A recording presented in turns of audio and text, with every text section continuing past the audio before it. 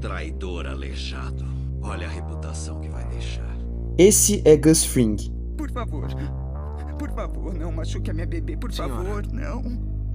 Quando a gente sair, não vai correndo pros policiais aqui na frente?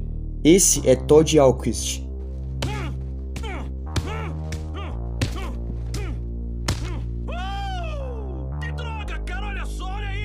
E esse é Tuco Salamanca. Na verdade, não há um antagonista principal em Breaking Bad durante todas as temporadas, mas sim diversos inimigos que desafiam Walter White ao longo de sua trajetória, e a série consegue explorar muito bem a psicopatia, as motivações e as complexidades por trás desses vilões. Quando vemos psicopatas e sociopatas no cinema e na TV, muitas vezes ficamos tão fascinados por eles quanto aterrorizados, e é a partir desse medo que nós temos desses personagens que Vince Gilligan criou alguns dos vilões mais icônicos de toda a televisão.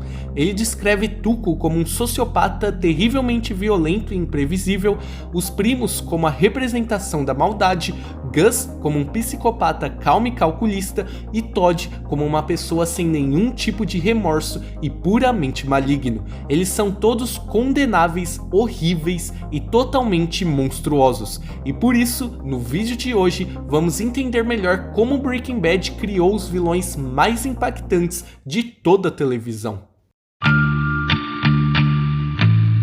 Breaking Bad começou a ser exibida em 2008 e, diferente da maioria das outras séries que perdem a audiência com o tempo, ela conquistou um público de forma consistente. Isso fez com que seu último episódio, Felina, tivesse em sua estreia um incrível alcance de 10 milhões de espectadores, superando até mesmo a NFL, o maior torneio de futebol dos Estados Unidos. Uma das razões do sucesso de Breaking Bad vem da forma realista e humana com que Vince Gilligan cria personagens completamente diferentes um dos outros, mas sempre tão profundos que a gente acaba se conectando com eles de alguma maneira. Toda vez que o diretor tenta criar um momento emocionalmente tocante, ele o faz com extrema precisão. E como espectadores, também sentimos o medo e o caos que tomam conta de Walt e de Jesse quando eles se encontram frente a frente com seus inimigos. E tudo isso só foi possível graças ao entendimento de Vince Gilligan sobre a própria natureza humana. Não acho que sejamos parecidos, Sr. White. O senhor não é um homem cuidadoso. Mas o que torna Breaking Bad uma obra tão única é a maneira como ela explora a complexidade psicológica de cada personagem, especialmente de seus antagonistas. Os vilões de Breaking Bad são um dos maiores destaques da série, não por serem apenas poderosos, mas por serem assustadoramente plausíveis. Por trás da aparência comum, cometem atos extremamente aterrorizantes, provando que o mal não precisa ser extraordinário para ser devastador. Cada um representa um tipo específico de ameaça, não físico apenas, mas moral, psicológica e existencial.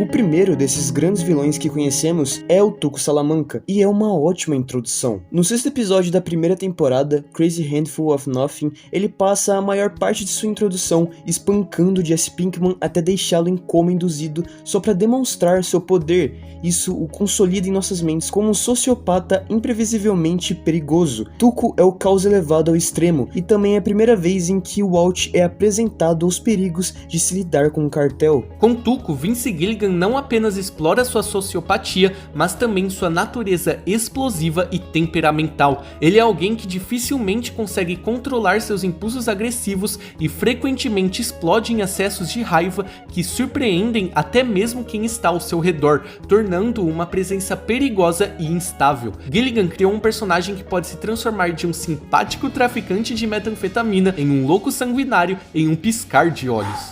Eu tô relaxado. Relaxado.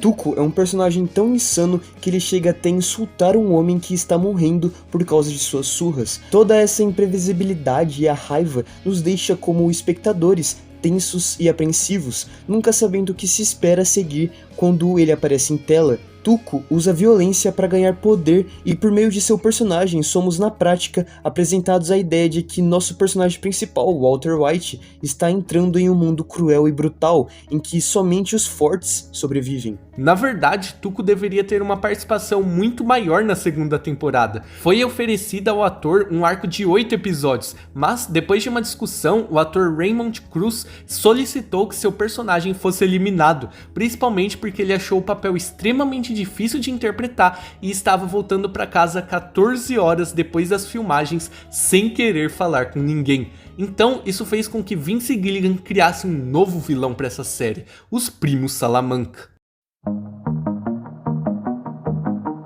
Os Primos Salamanca surgem na série como uma ameaça completamente diferente de Tuco, mas igualmente aterrorizante. Eles representam uma violência fria e implacável, uma força que não depende de explosões de raiva, mas de uma maldade quase mecânica. Ao contrário de Tuco, que é caótico e imprevisível, os primos são metódicos, transmitindo um medo que não se baseia em palavras, mas em ações brutais e calculadas. Vince Gilligan usa os primos para explorar uma parte mais sombria e silenciosa do mal. Além de aprofundar mais nos seus passados e motivações, eles não precisam de muitos diálogos para causar impacto. Seus gestos e olhares já transmitem uma ameaça constante. A maneira como se movem, a precisão de seus ataques e a ausência de qualquer hesitação mostram que eles são a personificação do mal, um tipo de crueldade que não questiona, não sente, apenas executa. Esses personagens ampliam a dimensão do perigo que cerca Walter e Jesse, mostrando que o submundo em que eles se envolvem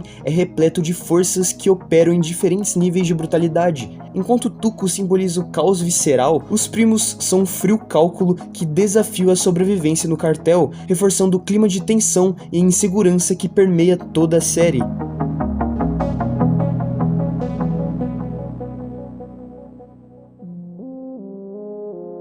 Onde Tuco nos aterroriza com sua violência, Gus Fring nos intimida com sua frieza, com seu silêncio e principalmente com sua inteligência. Uma das maneiras que uma pessoa pode alcançar poder em uma situação é sempre falar somente ou até menos que o necessário. E é exatamente assim que Gus Fring opera.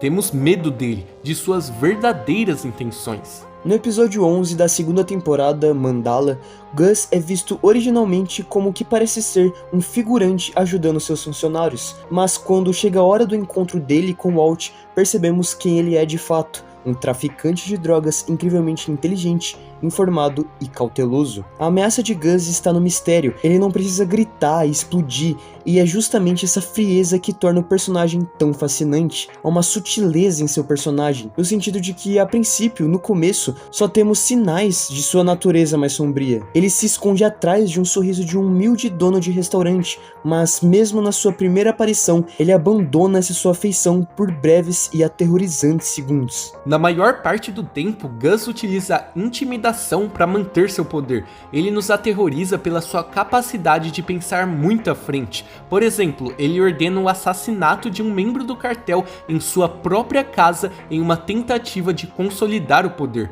Ele tem um exército de soldados que farão tudo o que ele pedir, mas o que realmente nos faz temer Gus é a tranquilidade com que ele executa seus planos mais cruéis, como se não houvesse dilema algum entre o que é certo ou errado, só o que é útil ao seu negócio. Ele mata Victor a sangue frio na frente de Walt e Jesse. Ele diz a Walt que não tem nenhum problema em assassinar a sua filha. E até mesmo os momentos que ele demonstra gentileza e razão, todos eles são feitos como manipulação ou como peças de um plano maior. Nada importa para ele além do dinheiro e do poder. Gus é uma aula sobre inteligência e ameaças para manter esse poder a todo custo. E eu vou matar a sua filha.